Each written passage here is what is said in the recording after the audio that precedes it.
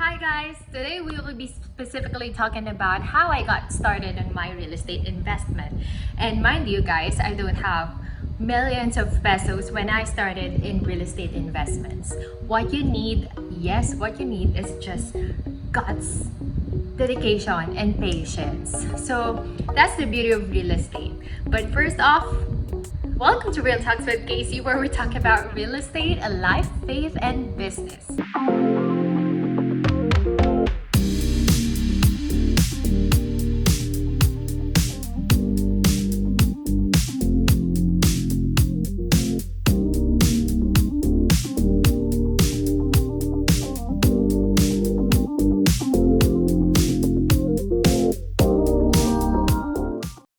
If you want further content like this in the future, please don't forget to click like, comment, and subscribe, and click the notification bell down below so that you get notified in our future videos.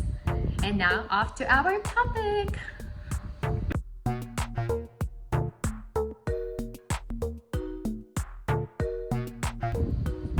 Okay, so now we proceed with our topic on how I got started on real estate investing. Actually, mind you, I think this is my third investment already. But for the sake of discussion, I'd like to further illustrate through this case study kung paano yung beauty ng real estate. You don't have to have millions of pesos in order to invest on a real estate property. You just have to have courage talaga. Courage, perseverance, and grit, of course. I-add na natin syempre yung hard work. How can you pay for the down payment and amortization kung wala namang hard work, diba? Of course, faith in God. And so, I'd like to share to you my third investment. I actually invested way back October 19, 2018. And during that time, I actually earned from my real estate business. And so I really want to get started also in investing kasi I want to be able to practice what I was preaching. And actually, my parents have been in the business of really investing in real estate. So I saw over the years that there is beauty in real estate. Given that you invest in the right location, it will really appreciate value over time. So later, I'll further dwell on that. And so I'd like to share to you this investment I started specifically without the help of my parents in terms of, shelling out money, because it is possible. You as a millennial, or kung hindi ka man millennial na, it is very much possible in order for you to get started in your real estate investment. And so, yun nga, I started at Avida Northdale Settings in Alvera. It's actually a 30.4 hectare property located in Alvera. And Alvera is actually a 1,800 hectare mixed-use development by Ayala Land. They have positioned in Pampanga because it's strategically located. I think around 1.6 trillion hindi man lang billion. 1.6 trillion of the government infrastructures are actually concentrated here in Central Luzon. That is why it is a convergence for growth and development in terms of business opportunities and economic opportunities. So I know for sure that this location is something on which talagang hindi naman talaga ako nagsisi, guys. And so, yes, it's 1,800 hectare property, and it's actually a mixed-use development where it has schools, it has different residential subdivisions ranging from Ayala Land Premier to Alveo to Avida. And I think yun, wala pa namang Amaya and Bella Vita dito, but there's a nearby Bella Vita in Porac. So, also, it has industrial park. So, sobrang complete talaga. It's a complete community in itself. And I really can't wait to visualize myself in the future living in that area because it's a complete as a whole, no? Tapos ang lapit-lapit lang sa Clark International Airport. It's just 10-minute drive from Clark International Airport via expressway. So it's really very convenient. That's why I invested in that location. Considering, guys, it's actually, ito na yung facts and figures. That area was like parang ang daming mga grasses during that time, October 2018. Wala ka pa masyado makita. There was sandbox, of course. Probably you can insert a picture here of sandbox. It's like the adult and kiddie play area wherein ang daming mga may mga jumping, may mga trails, mga ganyan. Okay, so it's actually like the adult playground of Alvera during that time. And yun pa lang yung makita mo during that time. And there was actually a Vida already, the first subdivision of Ayala Land. Pero wala ka pa masyadong makitang developments. But if you just have that power of vision, visualizing what is in it in the future, hindi ka mag-aatubili talaga na mag-invest. So this certain location, I invested in a 152 square meter lot area. And then the price during that time is 13,300 pesos per square meter. The total contract price during that time was 2,021,662.78 pesos, including all the other charges na. So imagine, I don't have, the beauty of real estate is that I don't have to have that 2,021,662.78. Well, of course, if you have that sum of money, of course, you can pay naman in bulk, given that you will have the opportunity to have more discounts if you pay in bulk. But like me, I was starting out during that time, so I didn't have the capacity to pay the whole amount. And so what I did is that I started off with the reservation fee during that time, which is 20,000 pesos. And then after a month, there was the outright down payment of around 10% na mga 182,000 pesos. So imagine, during that time, that was the only amount that I had. Well, of course, I had to spread it with other investments, no, yung mga remaining savings ko, and I had to make sure I have that emergency fund. So just in case I have some emergencies that I cannot like plan, I still have that buffer money in order for me to pay off for my other expenses. And so, during that time, after no 10% outright down payment, we now proceed with a 10% monthly payment, which is around 8,400 pesos for 24 months.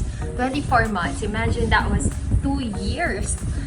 No, 2 years na binabayaran ko yun. And then, I just had to allot 20% spot down payment again after some time, after those 2 years of around 404,000 pesos. It was because the bank that I applied in actually had that appraisal value na 60% loan amount lang of the whole total contract price yung kinuha ng bank or yung in-approve ng bank. So I had to cash out the remaining 20% spot down. But then if I applied in other banks, possibly there could be other way around to it. Possibly they could have probably issued 80% of the total amount. Get it? 80% of the total amount. But I was comfortable na rin to shell out that other 20% down payment na spot down because I'd like to have smaller loan amount para mas konti yung interest in the future. So right now, mind you, that was October 2018. Now is around September 2021. So that means 92. Magta 3 years na, guys. So magta 3 years na yung investment ko na yun. And what happened was, the last time I checked, the price now at Alvera not for Avida Northdale settings, but it's a comparable property. Parang mas huli ito na-launch eh. Recently lang na-launch yung Avida Northdale, Avida Greendale, Alvera. And the price is now around 28,000 pesos per square meter. Oh gosh. So, look at that. Look at the beauty of real estate. Price is now 28,000, which means 14,700 pesos per square meter capital appreciation. And that in turn is around 90.47% capital appreciation. So imagine in just 2 years and 11 months, that is around, susumahin mo, 2.5% per month. Wow! And that is a whopping 30.16% capital appreciation per year. So imagine, mag-aatubli ka pa sa real estate. Grabe, no? Actually, what I share to most investors here in Pampanga is that the safest estimate, generally if you buy a property here in Pampanga, the safest estimate for the capital appreciation is around 8 to 10% per year. But imagine this one, how much it appreciated given that nag-pandemic pa, diba? And everything. But you see, real estate is really bulletproof given that we are here in the location where we are really connected and it's very accessible, it's strategically located. So here is now the beauty of real estate. Think of a way wherein you can actually invest on the right place, right location. So now, no, yun na talaga yung trend. A lot of people are coming balik probinsya program nga, diba? So determine where, that's number one. Determine where is the connectivity infrastructure, and where is the property located? Is it located in a new growth center?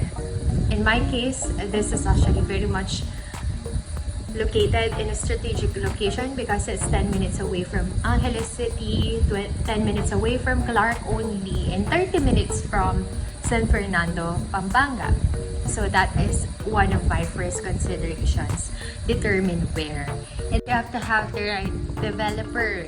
Meaning 24/7 security kasi sila with perimeter fence. It has CCTV in common areas, and it has well-maintained areas given that they have the right property management services. So check if it's the right developer. That's number 2.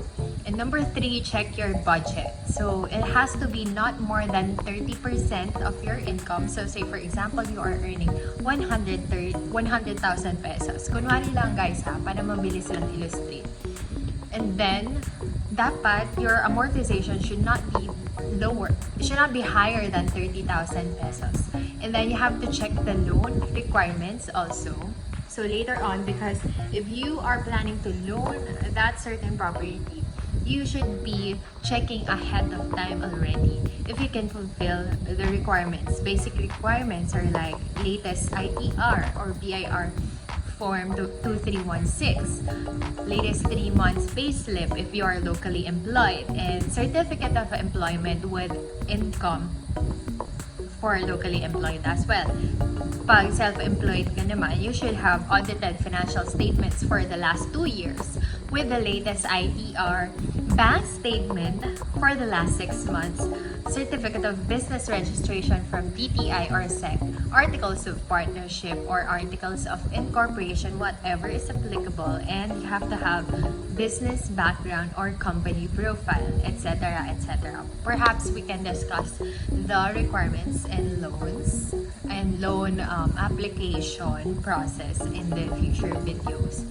But for the sake of this video, those are some of the things that you have to consider. So, number 3, check your budget. And number 4, be in the right community. As I've mentioned earlier, sa community pa lang, sobrang sold na ako. It is located in Alvera, 1,800 hectares. So, hindi na ako lalayo pa. I know that if I will live there in the future, I know I'm secured because of all of these amenities, and I don't have to go out anymore because there's actually commercial area, residential area, education. There will be actually Miriam College and Holy Angel University. There are 6 subdivisions launched already in Alvera. It has Alvera Country Club, 2,900 units sold already. It has its own Alvera Industrial Park, which is 64 hectares already developed and fully sold. And yan, it has La Salle Botanical Garden and Alvera Transport Terminal.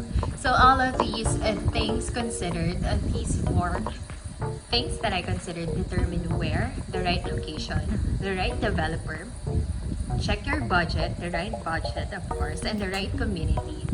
You now are able to gauge whether or not you will invest in a certain area. But remind you guys, that is the beauty of real estate. You don't have to have millions of pesos to get started. You just have to get started with the right mindset and with the right purpose. Of course, you have to know your big why as well. Why are you investing in that certain project? For me, I don't know what the future holds. Maybe in the future, that is where I'll locate my first home together with my future family. Who knows? God willing.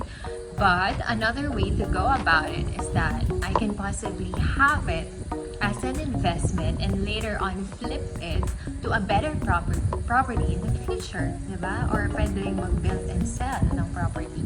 So there are lots of ways to go about it, but as I share this to you, I really applaud real estate, and I really have high hopes that a lot more Filipinos get started in investing in their real estate properties, because that is the beauty of real estate. Given the right location, right amenity, right location, right developer, right budget, and of course, a right community.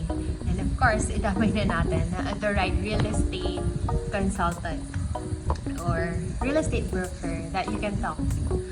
So that's it for me. Thank you for watching this video, and I hope you get inspired to get started in your real estate investment. If you were able to invest in real estate already, well and good, congratulations, keep it up.